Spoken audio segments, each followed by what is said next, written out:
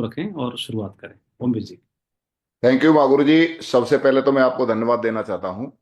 आज आपने मुझे आपके चैनल पे मुझे बातचीत करने का जो मौका दिया है, मैं इसके लिए हर हमेशा आपका कृतज्ञ रहूंगा। मैं अपने आप को सौभाग्यशाली मानता हूँ कि आज इतने बड़े चैनल पे आपके साथ सामने बैठने का मुझे मौका मिला, इसलिए मैं अपने आप को बड़ा सौभाग्यशाली मानता हूँ। क्योंकि इतने बड़ी शख्सियत के सामने बैठ कर के बात करना ही बड़ी गर्व वाली बात है कि मुझे बात करने का मौका मिला, इतनी बड़ी शख्सियत के साथ सामने बातचीत करने का। साथियों, गुरुजी ने मुझे मौका दिया है आप लोगों से बातचीत करने के लिए। आप सभी का 2025 में आ गई है और खुशियों की साल है, और 2025 की ढेर सारी शुभकामनाएं, बहुत बहुत बधाई आप सभी को। और हैप्पी न्यू ईयर बोलते हैं, तो हैप्पी न्यू ईयर का मतलब है पूरी साल हैप्पी रहने का मतलब है। पूरी साल हैप्पी रहना है सभी को। और बोलते हैं कि जो इंसान जीवन में हैप्पी रहता है भगवान उसको हैप्पी रखता है, और जो इंसान जीवन में दुखी रहता है भगवान उसको दुखी कर देता है। तो दुखी रहने की फीलिंग अगर आपकी आती है, तो फीलिंग ही चीजों को अपनी तरफ आकर्षित करती है। कोई इंसान जीवन में दुखी रहता है तो वो दुख को आकर्षित कर रहा है, यानी लॉ ऑफ अट्रैक्शन काम करता है। वो हर हमेशा जो महसूस करता है दिन में वही चीजों को अपनी तरफ लाइक करता है, खींचता है। तो बोलते हैं कि वही सक्सेसफुल लोग कैसे सक्सेसफुल होते हैं, तो वो सफलता को लाइक करते हैं, सफलता को इंजॉय करते हैं, इसीलिए सफलता उनके कदमों में आती है। तो आप सभी भी, सफलता अगर नहीं है आपके पास तो एंजॉय करो सफलता, ऐसे लगो, महसूस करो कि सफलता आपके पास आ रही है, ऐसा एंजॉय करिए। साथियों, मैं अपने बारे में बताना चाहूंगा। मेरा नाम ओमवीर सिंह है, माँ गुरु जी ने जैसे बताया। और मेरा बैकग्राउंड, मैं एक गांव में पैदा हुआ हूँ, और बहुत ही नॉर्मल बैकग्राउंड से मैं बिलोंग करता हूँ। और ज़्यादा पढ़ाई लिखाई मैं नहीं कर पाया। 12 क्लास तक मैंने पढ़ाई लिखाई की। और गांव में मेरे में ज़्यादातर जो है, मेरे साथ के जो बच्चे थे, जो स्टूडेंट थे, वो सब तैयारी कर रहे थे कि मुझे पुलिस में भर्ती होना है, कोई बोलता था मुझे फौज में भर्ती होना है। तो बोलते हैं जैसी संगत वैसी रंगत। मेरी भी आदत वही थी कि जब सब लोग भर्ती होना चाह रहे हैं तो मेरी भी, मैंने कि मेरे को भी भर्ती होना है। तो मैंने भी जो चीजें रहती हैं भर्ती होने के लिए, क्या क्या तैयारी करनी पड़ती है, वो तैयारी मैंने भी चालू कर दी थी। मैं भी दौड़ लगाना चालू कर दिया था। मैंने भी टेस्ट की तैयारी कर ली थी कि आर्मी में क्या टेस्ट होता है। तो ऐसा बोला जाता है कि जिस चीज को आप पाना चाहते हो उसके लिए पहले अपने आप को परफेक्ट कर लेते हो तो वो चीज जरूर आपको मिल जाती है। तो जब तक आप अपने आप को परफेक्ट नहीं करते हो, उसके लायक नहीं बनाते हो, जब तक वो चीज आपको कभी नहीं मिलती है। तो मैंने अपने आप को आर्मी के लायक बनाया कि आर्मी में हाइट कितनी चाहिए, चेस्ट कितना चाहिए, वेट कितना चाहिए, और मेरी रनिंग कैसी होनी चाहिए, मेरे टेस्ट में आने वाले सवाल हैं वो कैसे मुझे करने, हल करने। तो उसके लिए मैंने अपने आप को तैयार किया और मैं आर्मी में चला गया। आर्मी की सर्विस में कर रहा था। तो बड़ा प्राउड करता था क्योंकि मेरे साथ वाले भी आर्मी में थे बहुत सारे लोग, और बहुत सारे साथियों को नहीं मिल पाया, मेरे को मिल गया। तो मुझे बड़ा गर्व होता था क्योंकि आर्मी की नौकरी, और जो है हरी वर्दी जब पहन के मैं आता था तो बड़ा प्राउड महसूस करता था। आर्मी को तो सलूट मारने का दिल करता है कि आर्मी देश सेवा का जब नाम आता है तो प्राउड महसूस होता है कि हम लोग देश सेवा कर रहे थे। तो बड़ा गर्व वाली बात मुझे मिली। और जब मैं छुट्टी आता था तो बड़ा मान सम्मान मिलता था, फौजी साहब होती थी चारों तरफ। तो बड़ा अच्छा लगता था। साथियों, सर्विस अच्छी तरह से गुजर रही थी, शादी भी हो गई, बच्चे भी हो गए, इसी तरीके से जिंदगी चल रही थी। और अचानक से क्या होता है कि जब बंदे को रेगुलर तनख्वाह आ रही होती है तो इंसान क्या करता है, उसी तनख्वाह में अपनी लाइफ को एडजस्ट कर लेता है कि मुझे इसी तनख्वाह में खर्चों को कैसे जीना है। तो मैंने भी लाइफ को एडजस्ट करना सीख लिया था। दूध वाले को इतना देना है, सब्जी वाले को इतना देना है, राशन वाले को इतना देना है। इसी तरीके से मैं अपनी लाइफ को सेटल करके जी रहा था। तो साथियों, क्या होता है, ज्यादातर लोगों को पता नहीं होता है कि फ्यूचर भी कोई चीज होती है। फ्यूचर के बारे में ज्यादातर लोगों को जानकारी नहीं होती है कि फ्यूचर क्या होता है। हम लोग क्या है, ज्यादातर वर्तमान में जी रहे होते हैं। वर्तमान के खर्चों को हम लोग जो है ना अपनी इनकम से कवर कर रहे होते हैं और वर्तमान को चला रहे होते हैं। जितनी सैलरी होती है, जितनी वो कमा रहा होता है, उसे वर्तमान को वो एडजस्ट कर लेता है।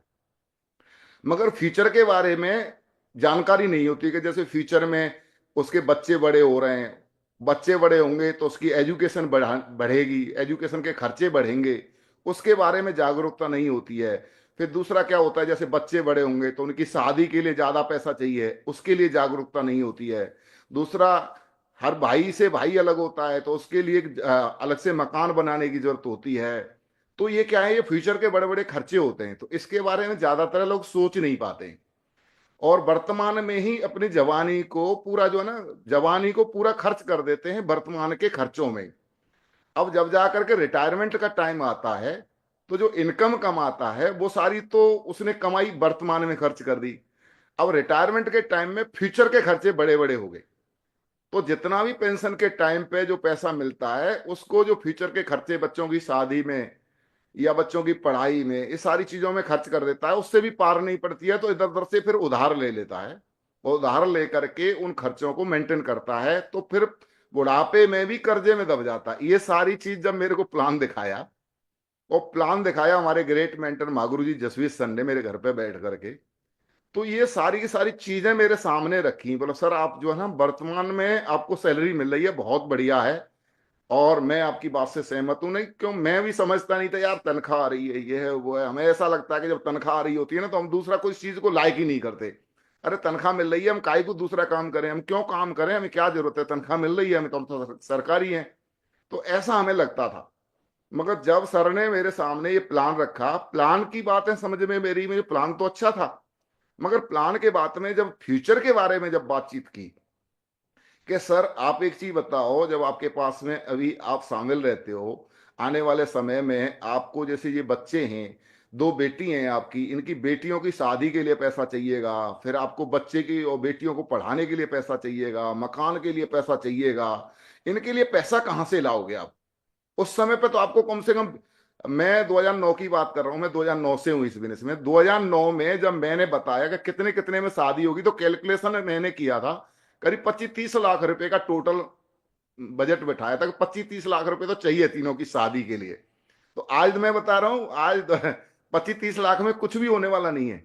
उस समय की बात कर रहा हूं मैं। तो सर ने मेरे से बोला, क्या आप नौकरी से क्या 25-30 लाख रुपए इकट्ठे कर लोगे आप?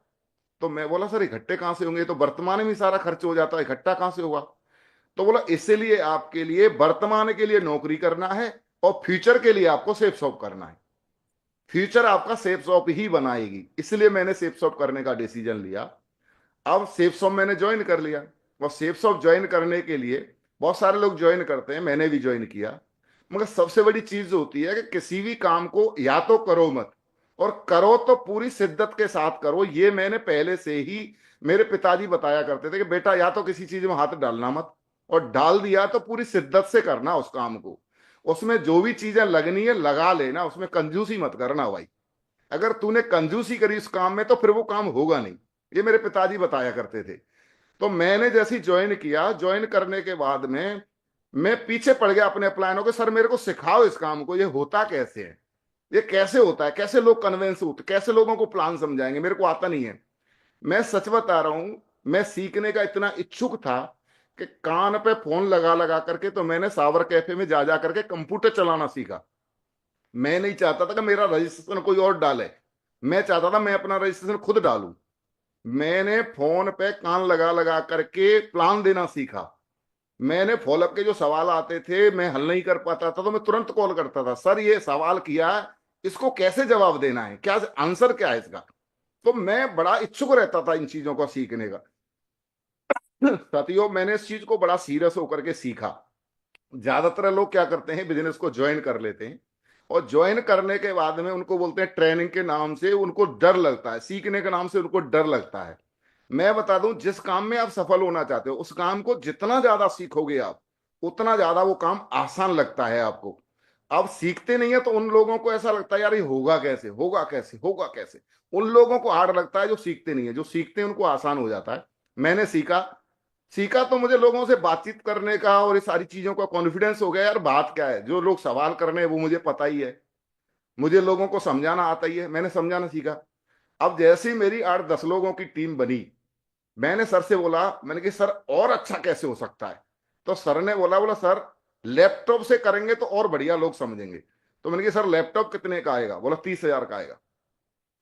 मैंने बिल्कुल 1 घंटा के अंदर 30,000 रुपए ला करके ग्रेट मेंटर जसवी सर को दे दिया। मैंने कहा सर ये मेरे लिए लैपटॉप मंगा दो। और तुरंत सर बोले यार मेरे को भी मंगाना पड़ेगा। उस समय पर सर के पास भी लैपटॉप नहीं था, तो सर बोले ठीक है हम दोनों मंगाते हैं फिर। तो सर ने भी अपने दिए और मेरे भी, दिल्ली से हम लोगों ने लैपटॉप मंगाया तुरंत। तो लैपटॉप ले लिया। फिर मेरे पास क्या ना, साइकिल थी उस समय पर, साइकिल से आया जाया करता था। मैं बोला, मेरे खुद शर्म लगती थी यार, मैं लाखों की बात करता हूँ और जाता हूँ साइकिल से लोगों को समझाने के लिए, तो लोग बोलेंगे तू पहले अपना तो सुधार ले, हमको लाखों की बात बताने आ रहा है।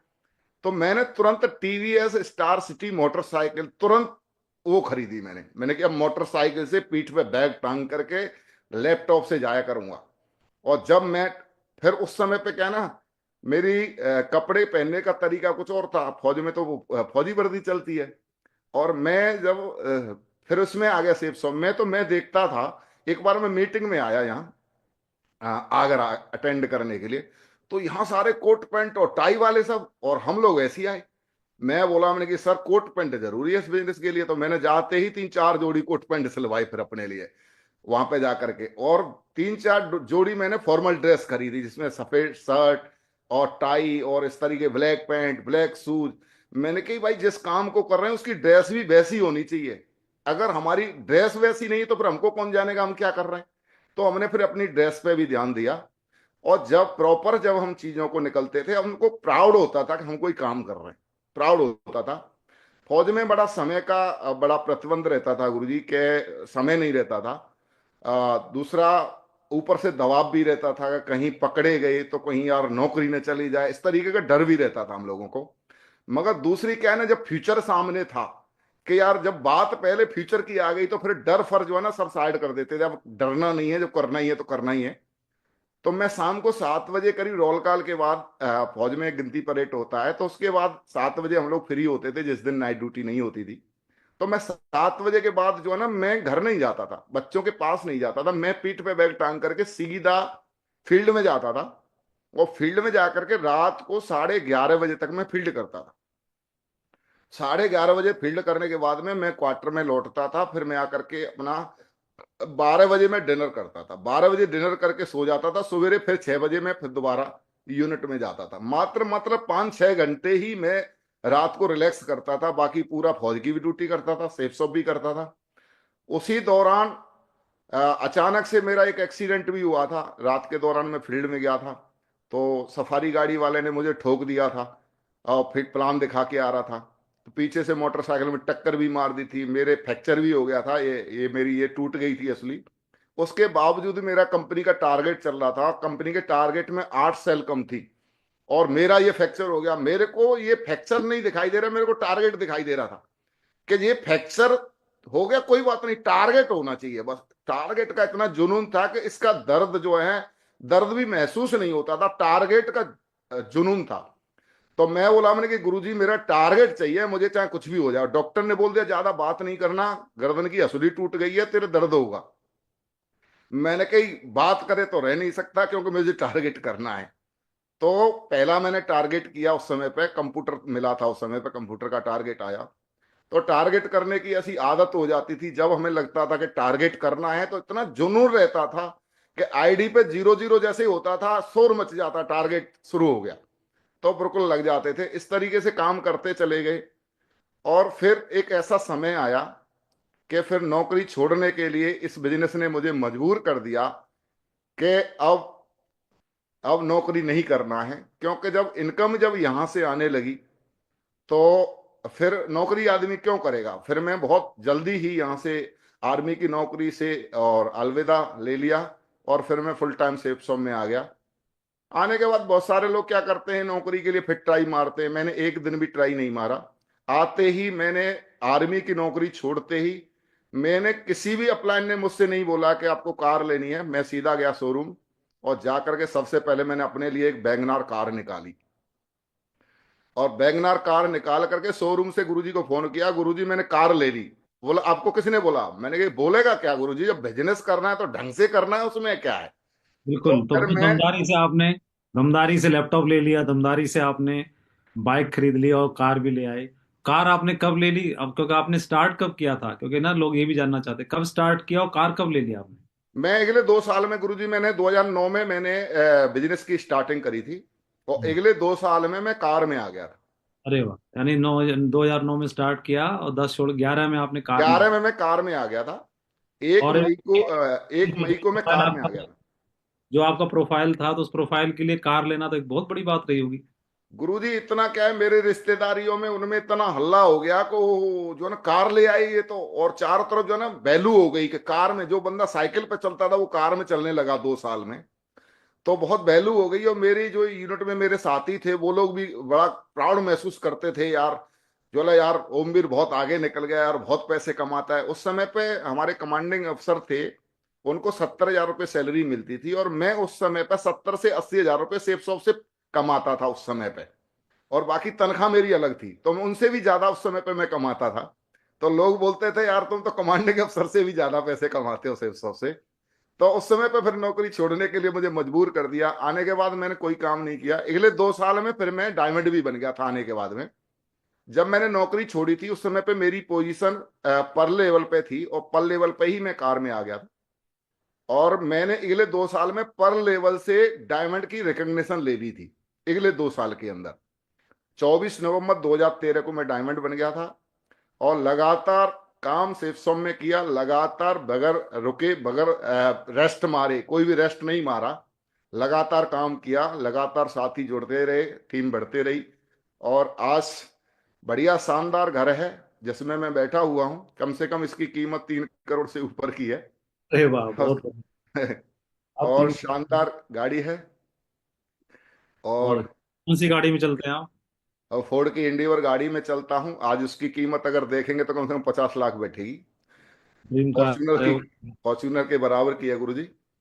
और एक माँ गुरु जी और सिस्टम के आशीर्वाद से एक आगरा रोड पर ही एक मैरिज होम भी तैयार किया है। एक फौज का सिपाही कहाँ मैरिज होम बना सकता है, तो मैरिज बिल्कुल। होम भी मैंने बना के तैयार किया है इसी की वजह से। और भी ढेर सारी चीजें हैं, बाकी घड़े दबे को कौन बताता है, सब कुछ बढ़िया है। और जिंदगी में खुशियां ही खुशियां हैं। सबसे बड़ी चीज है कि मैं जब रिटायर आया था और सेना की नौकरी करके, उस समय की चेहरे में और आज के चेहरे में एक तो यह पर्सनैलिटी में बहुत ज्यादा निखार हुआ। बातचीत करने का तरीका बहुत सारा सीखा हमने। पैसा आता है तो बोलते हैं ना क्रीम की जरूरत नहीं पड़ती है, तो आज तक मैंने कभी क्रीम यूज नहीं करी है। तो ये सब कुछ सेफ शॉप ने ही दिया है। और सब कुछ बढ़िया हो गया गुरुजी, और आपके आशीर्वाद से सब कुछ बढ़िया है। तो ये मेरी बहुत। लाइफ की जर्नी थी, इसके बारे में मैंने आप सभी को शेयर किया है। साथियों, एक चीज मैं जरूर आपको बोलना चाहता हूं कि इंसान जैसा सोचता है वैसा ही बनता है। आप अपनी सोच को दमदार बनाइए, और दमदार मेहनत करिए, और दमदार कमिटमेंट के साथ काम करिए। दुनिया में बोलते हैं ना कि झुकती है दुनिया, झुकाने वाला चाहिए, और आसमां को धरती पे लाने वाला चाहिए। होता सब कुछ है, करने वाला चाहिए। तो सब कुछ बढ़िया बढ़िया होता है, सब दमदार होता है।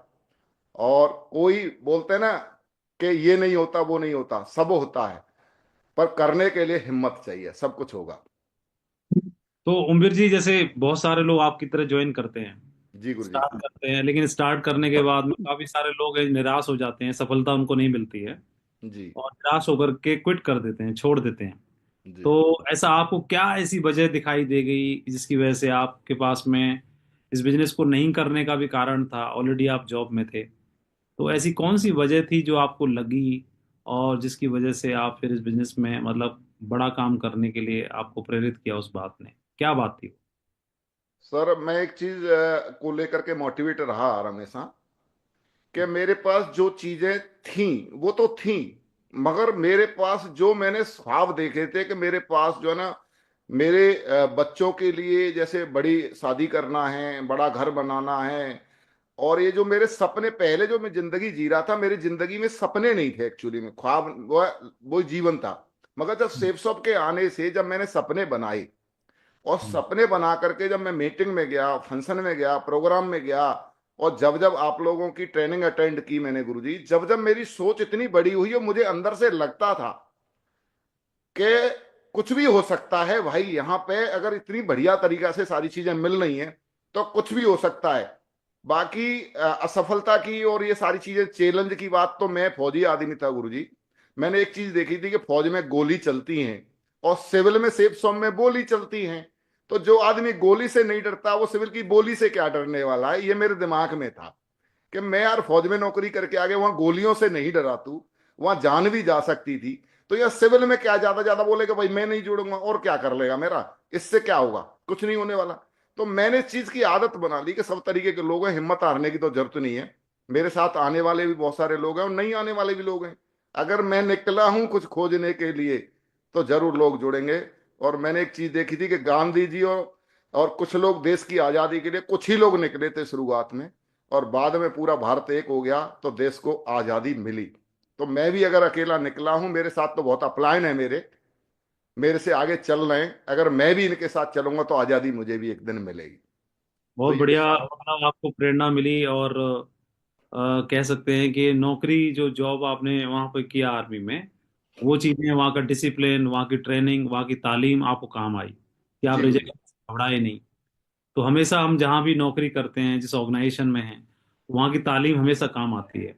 और वो हमें जीवन में वहाँ के अनमोल सबक मिलते हैं। तो जी इसका मतलब वो जो आपने वहाँ पे देश सेवा करते करते जो सीखा, जो आपके आप में डिसिप्लिन आपके रगों में आया, और जो आपने चीजें तालीम ली, वो सब चीजें आपको यहाँ पर बिजनेस में भी काम आई, इसका मतलब है जी ना। गुरु जी।